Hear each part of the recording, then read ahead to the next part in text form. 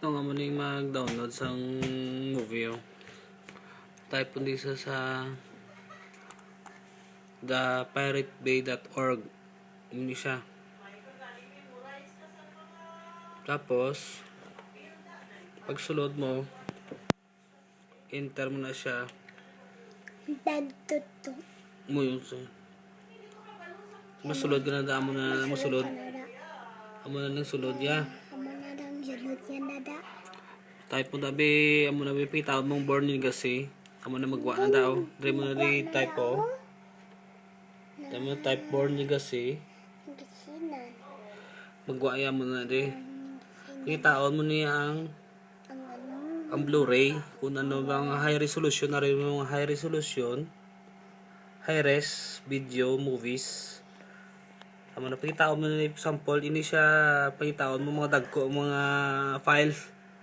Ariyo, makita mo yung files niya mo na yung 5.46 gigabytes.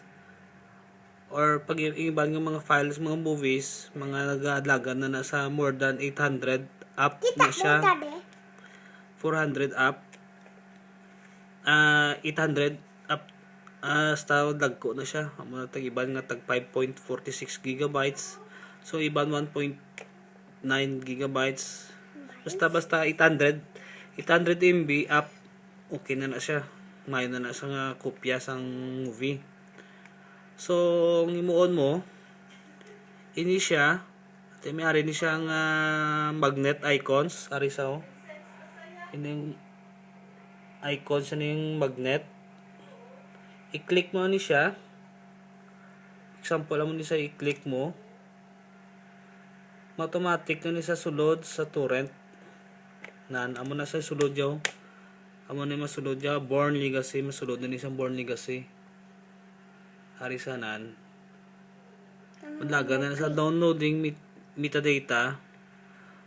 Ulaton mo na siya nga ma-full ni sa example, 100% na ni siya.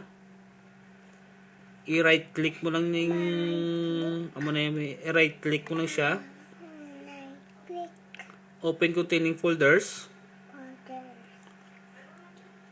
Pag sang open containing folders, masulod to sa example ang sadra sa may desktop, sa may balay.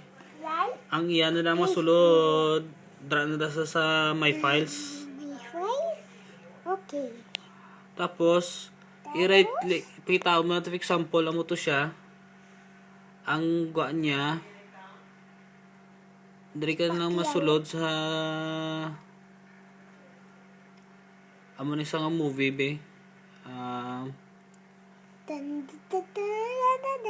Pitaw mo lang dako nga files. Ang ini siya example ari sa kung gi-download si Sesame Street ini siya ini sa nga logo.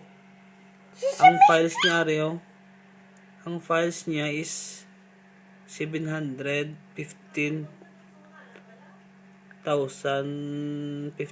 kilobytes, so that is mga 715 MB na siya. So, i-right click mo ni siya. I-right click mo ni siya. Magwa na siya, i-copy mo lang siya. Copy. Pag-copy. Amo na sa pag-copy. Masulod ka sa pasudlom sa Freemake Video Converter. Kaya may harap man sa gin-download ko na dra sa may desktop. I-click mo lang Freemake Video Converter. Tapos i-paste mo lang siya. Scan din mo lang basta i-paste mo lang siya. Right click mo lang siya Japon. Pag right click mo, i-paste mo na siya nan. Paste mo siya. Automatic na sa masulod sa dayon sa iPhone. na masulod na sa dayon sa Freemake. Sa iPhone na. Masulod na sa Freemake. Freemake? Pag abot sa Freemake, pakita mo sa dre. Pakita mo na sa DVD. DVD sa YouTube. I-click mong DVD. Click ang DVD. Pag-click mo sa DVD, masulod na siya da. Sulod na da siya. So, pag sulod mo siya na da, Sulod da. dapat ang drive nga writer, may unod na nga CD, tapos i-convert mo lang sa, i-click mo lang convert. Bird here. Pag convert, hulaton mo lang ang 100% burn. Basta mag-burn nga magwa. I-eject yun lang ang yung tray. Magwa ang CD. Okay na sa. Okay.